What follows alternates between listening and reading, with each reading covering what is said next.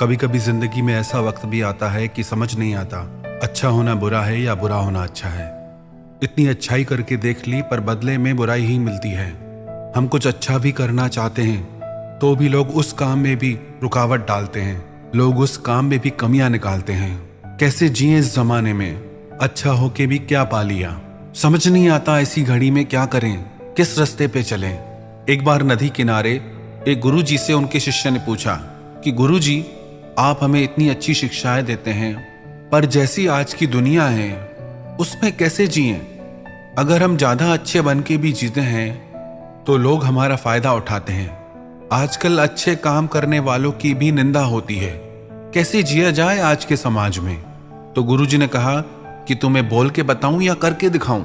शिष्य ने कहा गुरुजी, बोल के तो आप हमेशा बताते हैं पर अगर आप कुछ प्रैक्टिकल करके दिखाएंगे तो उससे हमें ज्यादा समझ आएगा। गुरुजी के पास एक ही समान दिखने वाली 3 लकड़ियां थीं। तो गुरुजी ने शिष्य को एक लकड़ी देते हुए कहा, तो इस लकड़ी में कांटा फंसा के उसमें आटा लगा के तो मुझसे मछली को पकड़ के लाओ। शिष्य ने कहा ठीक है। जैसे ही उसने नदी में वो लकड़ी डाली तो झट से उसमें आके एक मछली अटक गई।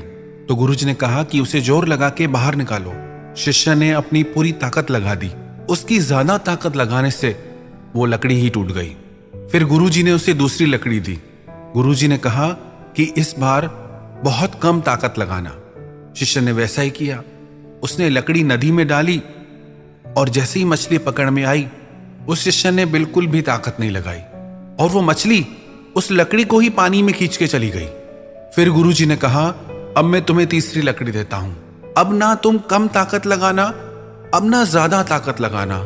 जितनी ताकत मछली लगाए उतनी ही ताकत तुम लगाना। और इस बार शिष्य ने वैसा ही किया। उसने बराबर उतनी ही ताकत लगाई जितनी मछली ने लगाई और इस बार मछली पकड़ में आ गई। फिर गुरुजी ने शिष्य से कहा, तुम्हें कुछ समझ में आया? वो बोला, गुरुदेव मुझे तो कुछ समझ नहीं आया।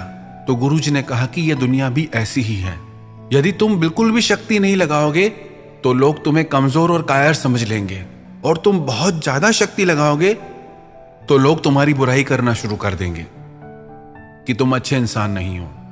पर यदि तुम अपनी रक्षा के लिए, समाज में भलाई के कार्य करने के लिए जो तुम्हारा विरोध करते हैं उनके प्रति तुम बराबर की शक्ति लगाओगे तभी तुम अपने कार्य को कर पाओगे। अगर तुम ऐसे ही चुप करके बैठे रहोगे तो तुम कोई कार्य नहीं कर पाओगे। कई लोग कहते हैं कि परमात्मा पे भरोसे का क्या मतलब?